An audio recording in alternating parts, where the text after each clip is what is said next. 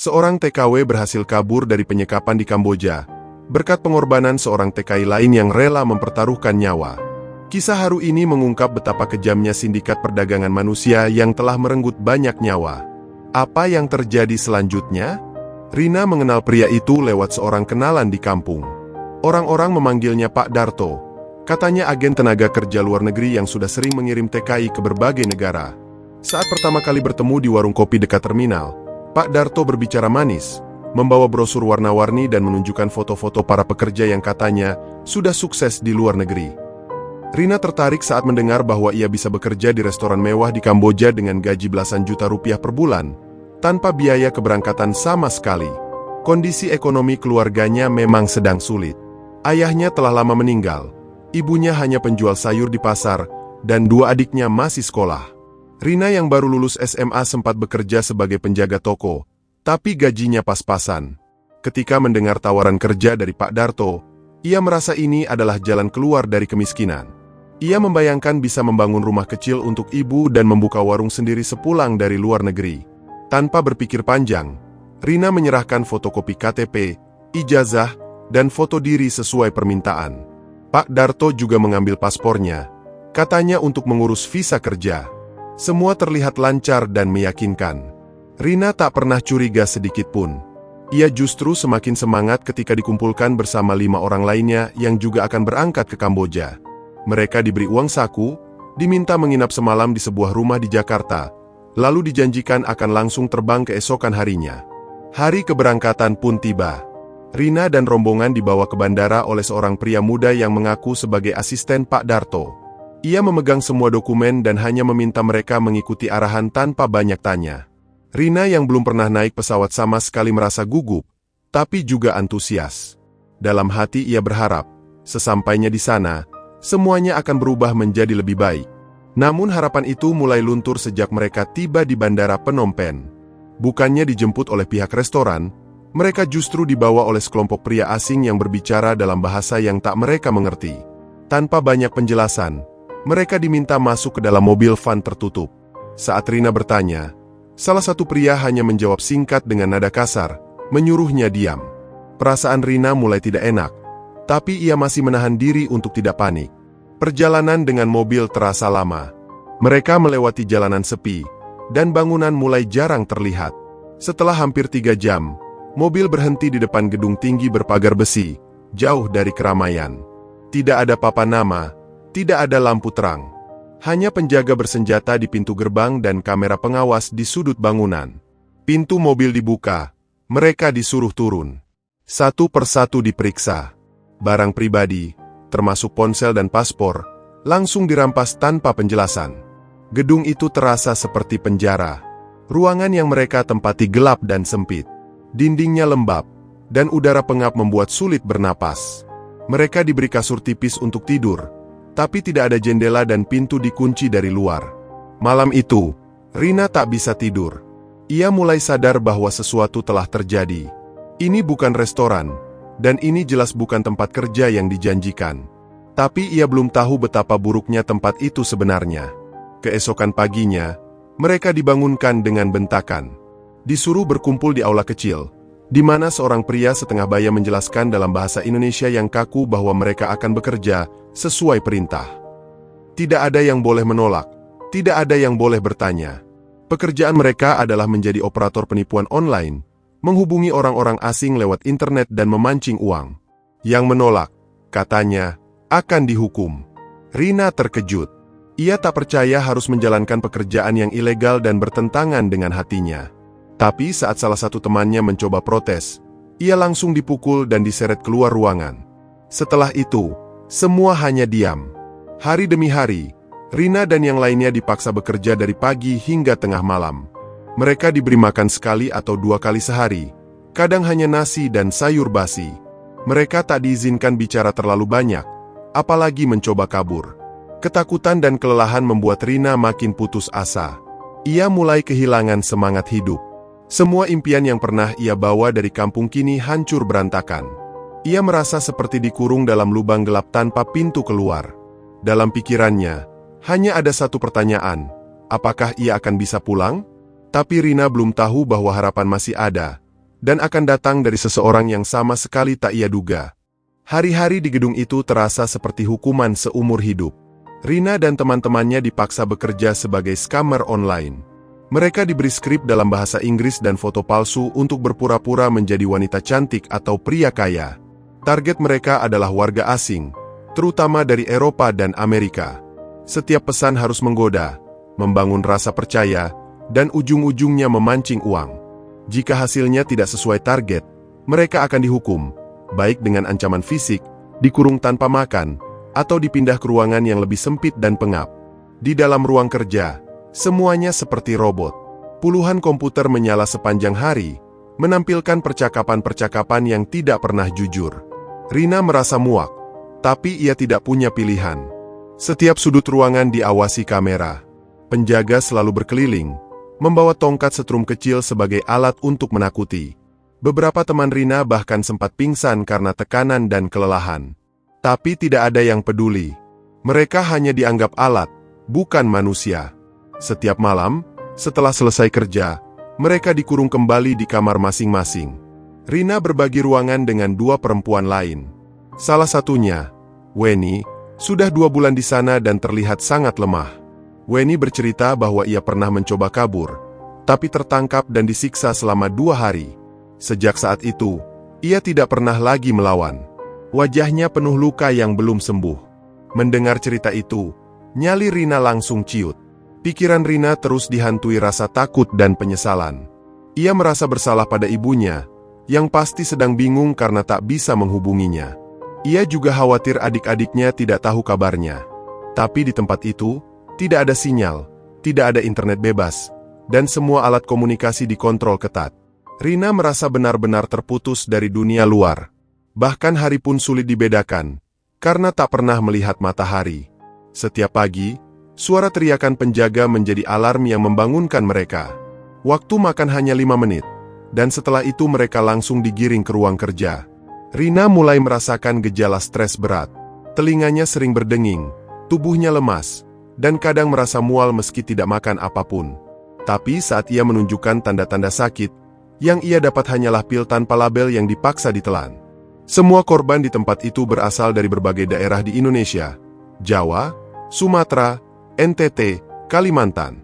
Mereka semua tertipu dengan cara yang mirip, dijanjikan pekerjaan halal dan gaji tinggi, tapi nyatanya disekap dan diperbudak.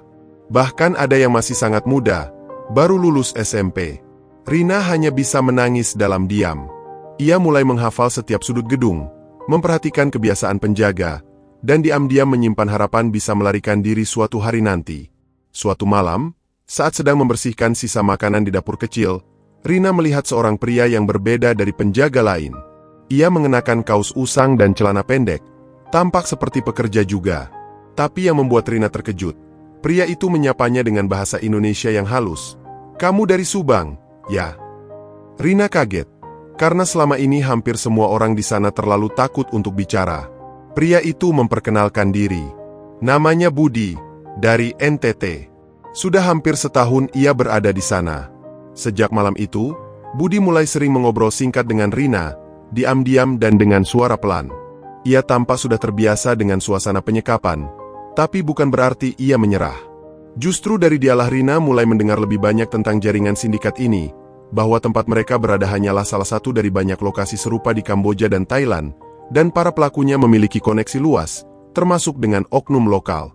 Budi juga bercerita bahwa ia pernah mencoba melapor melalui pesan yang diselundupkan lewat sampah, tapi belum pernah berhasil. Namun ia tetap mencari celah. Katanya, kalau kita berhenti berharap, mereka menang sepenuhnya. Kata-kata itu melekat di hati Rina. Untuk pertama kalinya sejak ia datang ke tempat itu, ia merasa tidak sendiri. Ada orang lain yang masih berani berharap. Dan dari harapan itulah, benih pelarian perlahan mulai tumbuh. Malam itu, sebelum tidur, Rina memandangi langit-langit kamar gelap tempatnya dikurung. Ia menggenggam erat potongan kecil kertas yang diberikan Budi, sebuah gambar denah gedung dan jam-jam patroli penjaga. Rina tahu risikonya besar. Tapi ia juga tahu, jika terus bertahan di tempat ini, ia akan kehilangan segalanya, termasuk dirinya sendiri. Dalam diam, ia mengucap doa. Mungkin, inilah saatnya mencoba melawan. Hari-hari berikutnya, Rina dan Budi mulai semakin sering bertemu diam-diam. Mereka tahu waktu yang tepat untuk bicara, biasanya saat malam, ketika para penjaga lengah atau sedang sibuk berganti shift. Budi yang sudah cukup lama di sana, tahu celah-celah kecil yang bisa dimanfaatkan. Ia tahu mana kamera yang rusak, tahu jadwal penjaga yang sering ketiduran, bahkan tahu ada satu pintu darurat yang terkadang tidak dikunci dengan benar. Informasi itu menjadi awal dari sebuah harapan besar. Rina merasa beruntung mengenal Budi. Di tengah rasa takut yang tak pernah hilang, kehadiran Budi seperti lilin kecil di tengah ruangan gelap. Ia tidak hanya memberinya semangat, tapi juga mengajarkan cara berpikir jernih di tengah kekacauan. Setiap malam, mereka menyusun rencana. Budi menggambar ulang denah gedung di selembar kertas bekas, mencatat jam-jam rawan, dan mencari tahu siapa saja penghuni yang mungkin bisa diajak kabur bersama. Namun pelarian bukan hal yang sederhana. Mereka tahu risiko gagal sangat besar. Jika tertangkap, hukumannya bisa sangat kejam. Bahkan ada satu korban bernama Ilham yang pernah mencoba kabur 2 bulan lalu. Setelah tertangkap, ia dipukuli di depan semua orang sebagai peringatan. Sejak saat itu, tak ada lagi yang berani mencoba. Tapi bagi Budi dan Rina, bertahan di sana juga bukan pilihan. Perlahan, mereka mulai merekrut kepercayaan dari 2 orang lain, Weni dan Rama, yang juga sudah lama terjebak. Keempatnya mulai berbagi tugas. Rina dan Weni mengumpulkan informasi dari dalam, berpura-pura akrab dengan petugas dapur agar bisa tahu jalur logistik. Budi dan Rama lebih banyak mengamati penjaga, mencatat waktu rotasi dan kapan mereka terlihat lalai. Rencana mereka adalah melarikan diri saat pergantian shift malam, ketika jumlah penjaga paling sedikit dan suasana paling sepi. Tapi untuk keluar dari gedung itu, mereka butuh kunci dan waktu yang sangat tepat. Salah satu penjaga, pria muda berwajah dingin bernama Raksar, sering terlihat membawa kunci cadangan di saku belakangnya. Mereka berencana mencurinya saat kesempatan datang. Rina ditugaskan untuk menarik perhatian Raksar, karena ia salah satu korban perempuan yang sering disuruh membantu di bagian gudang. Tugas itu bukan hal mudah. Ia harus berpura-pura lemah, mencari momen yang tepat, dan tetap jaga diri agar tidak mencurigakan. Suatu malam, saat suasana di gudang sepi, Rina akhirnya melihat kesempatan itu. Saat Raksar sedang sibuk membenahi kardus, ia mendekat dan dengan hati berdebar, mengambil kunci dari saku belakangnya dengan sangat pelan. Jantungnya berdetak begitu keras, keringat dingin mengalir, tapi ia berhasil. Segera setelah itu, ia pura-pura pingsan untuk menghindari kecurigaan. Budi yang sudah siaga di lorong langsung menjemputnya dan mereka kembali ke kamar seolah tidak terjadi apa-apa. Keesokan harinya, mereka menyembunyikan kunci di celah tembok kamar Budi, di balik batu bata yang longgar. Rencana kabur akan dilakukan 2 malam lagi, tepat setelah pengiriman logistik mingguan, saat para penjaga biasanya sibuk mencatat barang dan lebih longgar dalam pengawasan. Waktu terus berjalan. Detik terasa begitu lambat, dan setiap suara langkah di luar kamar membuat Rina semakin cemas. Tapi ia bertekad untuk bertahan sampai hari itu tiba. Di malam terakhir sebelum rencana kabur, Budi dan Rina sempat duduk berdua di sudut lorong gelap.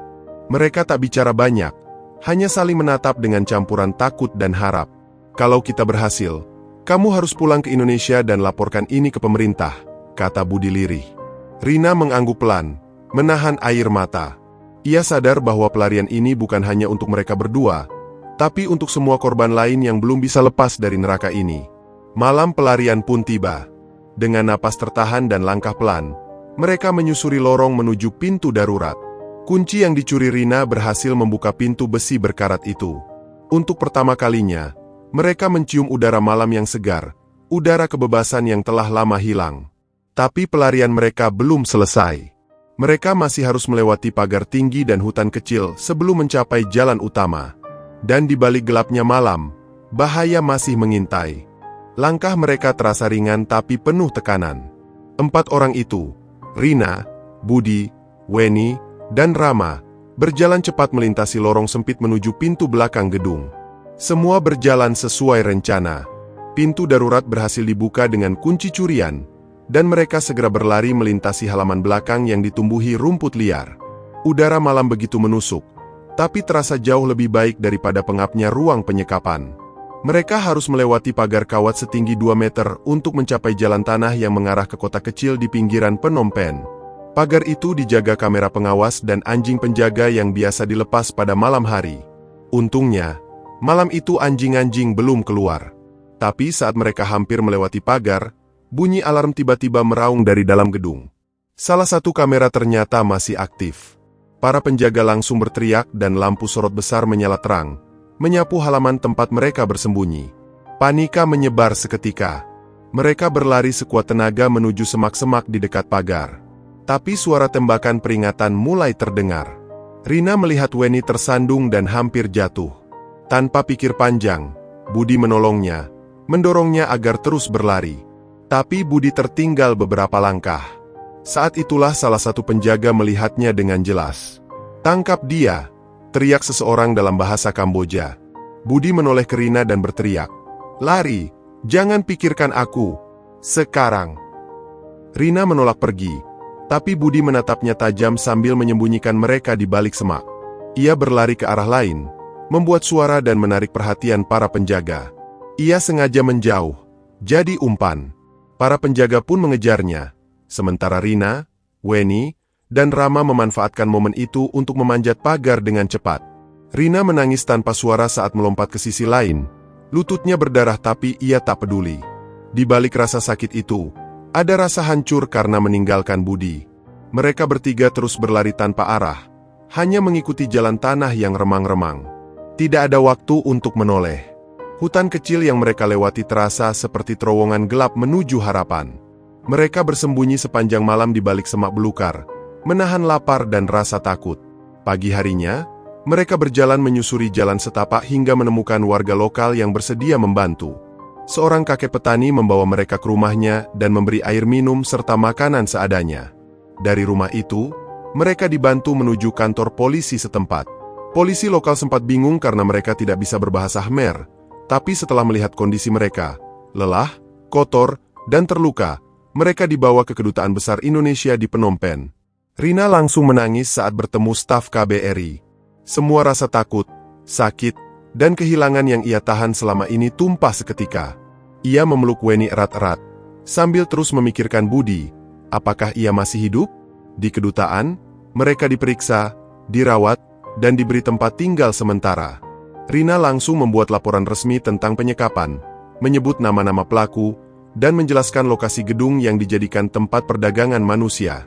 Kasus ini langsung ditindaklanjuti oleh pihak KBRI dan berkoordinasi dengan otoritas Kamboja. Namun sayangnya, hingga seminggu setelah pelarian, belum ada kabar apapun tentang Budi. Rina merasa hancur. Ia tahu, tanpa pengorbanan Budi, mereka takkan pernah bisa keluar. Malam demi malam, ia menuliskan kisah itu dalam buku catatan kecil yang diberikan staf kedutaan. Ia bertekad bahwa ketika nanti kembali ke Indonesia, ia akan menceritakan semuanya ke publik. Bukan hanya untuk memperjuangkan keadilan bagi Budi, tapi juga agar tidak ada lagi orang yang terjebak seperti mereka. Beberapa hari kemudian, Rina dan dua temannya diterbangkan kembali ke Jakarta. Mereka disambut oleh petugas pemerintah dan keluarga masing-masing. Isak tangis pecah di bandara. Ibunya memeluk Rina erat-erat, seolah tak mau melepaskan lagi. Tapi di balik pelukan itu, Rina hanya bisa menatap langit sambil berbisik dalam hati. "Terima kasih, Budi. Aku akan pastikan pengorbananmu tidak sia-sia." Setelah kembali ke Indonesia, Rina butuh waktu untuk menyesuaikan diri. Tubuhnya memang selamat, tapi luka batinnya belum sembuh. Ia sering terbangun di malam hari karena mimpi buruk, mimpi tentang ruangan sempit, kamera pengawas, dan suara teriakan penjaga. Tapi ia tahu, ia tidak bisa diam. Budi sudah mengorbankan hidupnya agar mereka bisa bebas. Maka, Rina memutuskan untuk berbicara. Ia ingin dunia tahu apa yang sebenarnya terjadi. Langkah pertama yang ia ambil adalah menemui Kementerian Luar Negeri. Didampingi staf KBRI, Rina menceritakan kembali kronologi penyekapan dan pelariannya. Semua ia ceritakan secara detail, nama-nama pelaku, sistem kerja paksa, dan bagaimana sindikat itu merekrut korban lewat agen ilegal. Pihak kementerian tampak terkejut dan prihatin. Laporan Rina kemudian diteruskan ke pihak kepolisian dan Lembaga Perlindungan TKI. Tak berhenti di situ, Rina juga mulai berbicara di media. Ia diundang ke beberapa program berita dan talk show nasional. Dengan suara pelan tapi tegas, ia menceritakan penderitaan para korban. Ia tidak peduli jika wajahnya terpampang di layar televisi. "Kalau saya diam, tidak akan ada perubahan," katanya dalam satu wawancara. Ia bahkan sempat menangis saat menyebut nama Budi, sosok yang menyelamatkannya tapi belum ditemukan hingga kini. Cerita Rina menjadi viral. Banyak orang mulai sadar bahwa di balik janji kerja ke luar negeri, ada bahaya besar yang mengintai. Pemerintah mulai lebih aktif menindak agen-agen ilegal yang merekrut TKI tanpa prosedur resmi. Beberapa pejabat dari daerah asal Rina bahkan datang langsung ke rumahnya di Subang untuk memastikan bahwa keluarganya mendapat bantuan dan perlindungan. Rina juga bergabung dengan komunitas mantan TKI dan aktivis perlindungan migran. Ia menjadi pembicara dalam beberapa forum dan seminar, terutama di daerah-daerah yang rawan jadi sasaran agen palsu. Dalam setiap kesempatan, ia mengingatkan, kalau ada yang menjanjikan kerja cepat ke luar negeri tanpa proses resmi, itu patut dicurigai. Jangan mudah tergiur.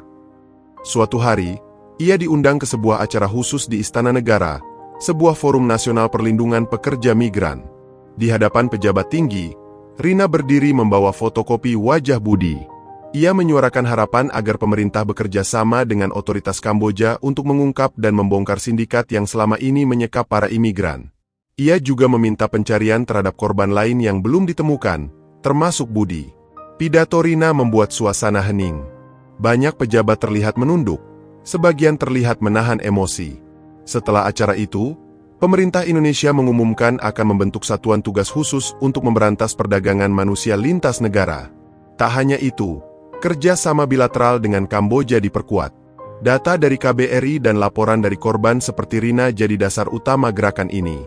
Meski hatinya belum tenang sepenuhnya, Rina mulai merasa sedikit lega. Perjuangannya tidak sia-sia. Ia tahu bahwa perjuangan ini masih panjang, tapi setidaknya langkah pertama sudah dimulai. Ia juga aktif mengunjungi sekolah-sekolah, berbagi cerita kepada para remaja agar tidak mudah tertipu rayuan kerja cepat dan gaji besar di luar negeri. Ia ingin generasi muda lebih waspada dan berani bertanya. Di rumahnya yang sederhana di Subang, dinding kamarnya kini dipenuhi potongan berita, foto-foto seminar, dan surat dari aktivis migran luar negeri. Di tengah semua itu, terpajang sebuah gambar sederhana, lukisan wajah Budi yang ia cetak dari sketsa ingatannya. Setiap pagi, Rina menatap lukisan itu sambil berbisik, "Aku teruskan perjuangan kita ya, Bud. Suaramu hidup lewat aku." Rina tahu, apa yang ia lakukan belum bisa membalas pengorbanan Budi. Tapi setidaknya, ia telah menjadi suara bagi mereka yang selama ini tak terdengar. Ia tahu bahwa setiap kata yang ia ucapkan membawa harapan baru. Ia tidak hanya selamat, ia sekarang jadi pejuang. Setelah pidato Rina yang menggugah, pemerintah Indonesia langsung membentuk tim investigasi khusus untuk menangani kasus perdagangan manusia yang menimpa para pekerja migran. Tim ini terdiri dari gabungan Kementerian Luar Negeri, Bareskrim, serta organisasi perlindungan TKI. Mereka juga segera menghubungi pemerintah Kamboja untuk melakukan penyelidikan bersama. Tak butuh waktu lama, tim khusus ini terbang ke Phnom Penh, membawa data lengkap dari Rina dan dua temannya sebagai bukti awal. Sementara itu, di Kamboja, aparat mulai bergerak menelusuri tempat yang disebut Rina dalam kesaksiannya. Bangunan tempat penyekapan sudah kosong. Sindikat itu rupanya telah memindahkan operasi mereka ke lokasi lain. Tapi dari sisa-sisa barang, dokumen, dan jejak digital, pihak berwenang mendapat titik terang. Beberapa identitas penjaga terekam, dan mobil yang sering digunakan untuk membawa korban berhasil dilacak lewat kamera jalanan. Perlahan, satu persatu jaringan itu mulai terungkap. Di Indonesia, pemberitaan tentang kasus ini makin meluas. Rina sering dihubungi oleh media dan aktivis yang ingin tahu lebih banyak. Meski kelelahan, ia tetap menerima semuanya. Baginya, setiap wawancara adalah kesempatan untuk membawa nama Budi ke permukaan. "Saya cuma ingin tahu dia masih hidup atau tidak. Saya perlu kepastian," ucapnya dalam sebuah program TV yang tayang malam hari, membuat banyak penonton menangis. Beberapa minggu kemudian, kabar mengejutkan datang dari tim investigasi. Seorang pria tak dikenal ditemukan terluka di hutan perbatasan Kamboja-Vietnam, dalam kondisi lemah dan tidak bisa bicara. Ia ditemukan oleh petani lokal dan dibawa ke rumah sakit terdekat. Ketika fotonya dibagikan ke Kedutaan Indonesia, Rina nyaris menjatuhkan ponsel saat melihatnya. Meski kurus dan penuh luka, ia yakin itu Budi. Pihak kedutaan langsung memastikan identitas pria tersebut, dan hasilnya menguatkan dugaan Rina. Ia adalah Budi, selamat dari kejaran, tapi sempat terluka parah dan berbulan-bulan bersembunyi. Rina langsung terbang ke Phnom Penh bersama staf pemerintah untuk menjenguknya. Saat pertama kali melihat Rina, Budi hanya bisa meneteskan air mata. Ia belum mampu bicara banyak, tapi senyumnya cukup untuk menjawab semuanya. Kembalinya Budi menjadi kabar besar. Media nasional dan internasional menyoroti kisah pelariannya yang luar biasa. Dari kesaksiannya yang mulai pulih, Budi menjelaskan bahwa ia sengaja bersembunyi setelah kabur, takut tertangkap lagi. Ia hidup dengan bantuan warga sekitar dan terus berpindah-pindah. Ia tak pernah menyangka bahwa nama dan wajahnya terus diperjuangkan oleh Rina dari kejauhan. "Aku pikir aku akan dilupakan," kata Budi lirih saat wawancara pertama di rumah sakit. Kini, dengan kehadiran Budi sebagai saksi kunci, penyelidikan makin menguat. Beberapa orang dari sindikat itu berhasil ditangkap, termasuk agen rekrutmen ilegal di Jakarta yang dulu menipu Rina. Kasus ini menjadi simbol baru perjuangan TKI, bukan lagi sebagai korban, tapi sebagai pahlawan yang menyuarakan perubahan. Dan Rina, kini berdiri di samping Budi, bukan lagi sebagai gadis yang tertipu, tapi sebagai perempuan yang mengubah luka menjadi kekuatan. Kisah Rina dan Budi tak berakhir setelah mereka kembali ke Indonesia. Mereka bukan hanya sekadar selamat dari penyekapan, tapi juga terlahir kembali sebagai suara bagi mereka yang masih terperangkap di luar sana. Setelah berbulan-bulan melalui proses pemulihan, Rina memutuskan untuk tidak tinggal diam. Ia merasa harus melakukan lebih banyak. Ia tidak hanya ingin menjadi korban yang selamat, tetapi juga agen perubahan yang menginspirasi orang lain. Ia ingin agar cerita mereka dapat membuka mata lebih banyak orang tentang bahaya agen ilegal dan sindikat perdagangan manusia. Budi, meskipun masih dalam proses pemulihan fisik, mendukung penuh keputusan Rina. Dengan bekas luka di tubuhnya, ia memilih untuk tidak terlarut dalam rasa sakitnya. Ia ingin menjadi bagian dari solusi. Rina dan Budi mulai menghubungi berbagai organisasi yang peduli terhadap pekerja migran. Mereka bersama-sama membentuk sebuah lembaga kecil, dengan tujuan membantu korban-korban perdagangan manusia, memberikan edukasi tentang cara aman bekerja ke luar negeri, dan membuka jalur bagi mereka yang terjebak di luar sana untuk bisa kembali pulang. Budi sendiri merasa berat untuk berbicara tentang pengalaman kelamnya, tetapi ia tahu bahwa ceritanya penting. Dalam beberapa kesempatan, ia mulai berbicara di depan umum, berbagi kisahnya dan bagaimana ia berhasil bertahan hidup meski terisolasi dan menderita. "Aku hidup bukan untuk diriku saja," kata Budi dengan mata penuh tekad. "Aku hidup untuk orang-orang yang masih terjebak di luar sana, yang suaranya belum terdengar." Rina juga memutuskan untuk berbagi kisahnya melalui berbagai media sosial dan wawancara di berbagai platform berita. Setiap kali ia menceritakan apa yang dialaminya, ia tahu ada seseorang di luar sana yang membutuhkan kekuatan dan inspirasi untuk bertahan hidup. "Saya tahu, banyak yang tidak bisa keluar dari tempat-tempat itu. Tapi kita harus mencoba," ujarnya dalam sebuah wawancara di televisi. Ia berharap, dengan suaranya, lebih banyak orang yang sadar dan bisa mengambil langkah-langkah preventif. Tidak hanya Rina dan Budi yang tergerak, namun keluarga mereka juga ikut mendukung penuh gerakan ini. Keluarga Rina yang semula khawatir dan takut, kini bangga dengan apa yang telah dilakukan anaknya. Mereka tahu, meskipun mereka telah kehilangan masa-masa indah yang seharusnya mereka lewati bersama, kini mereka bisa berbagi kebaikan dengan orang lain yang membutuhkan. Rina kembali pulang ke rumah orang tuanya dengan semangat baru, bertekad untuk terus memperjuangkan hak para TKI yang terjebak dalam sindikat perdagangan manusia. Keberanian Rina dan Budi akhirnya menggerakkan banyak pihak. Pemerintah Indonesia dan Kamboja mulai memperketat prosedur perekrutan TKI. Agen-agen ilegal yang terlibat dalam perdagangan manusia mulai diburu, dan beberapa sindikat besar berhasil dibongkar. Tidak hanya itu, kerjasama antara kedua negara semakin diperkuat untuk mencegah kasus serupa terjadi di masa depan. Namun, Rina tahu ini masih perjalanan panjang. Banyak yang harus dilakukan agar perlindungan terhadap pekerja migran bisa terjamin. Rina dan Budi tidak pernah berhenti berbicara. Mereka sering mengadakan seminar dan berbicara di berbagai forum untuk memberi edukasi kepada masyarakat tentang cara aman bekerja ke luar negeri. Rina juga sering mengunjungi sekolah-sekolah dan pesantren, untuk memastikan bahwa generasi muda tidak akan jatuh ke dalam perangkap agen-agen ilegal. Dalam setiap kesempatan, ia mengingatkan, kita harus lebih berhati-hati, karena bahaya bisa datang dari mana saja. Jangan mudah percaya dengan janji-janji manis yang tidak jelas.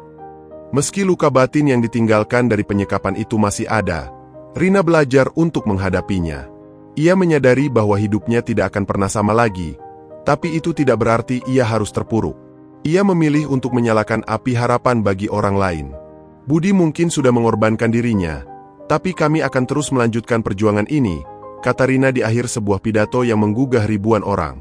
Kini, setiap kali Rina melihat ke belakang, ia tidak hanya melihat kenangan buruk dari masa lalunya, tetapi juga perjalanan panjang yang penuh makna.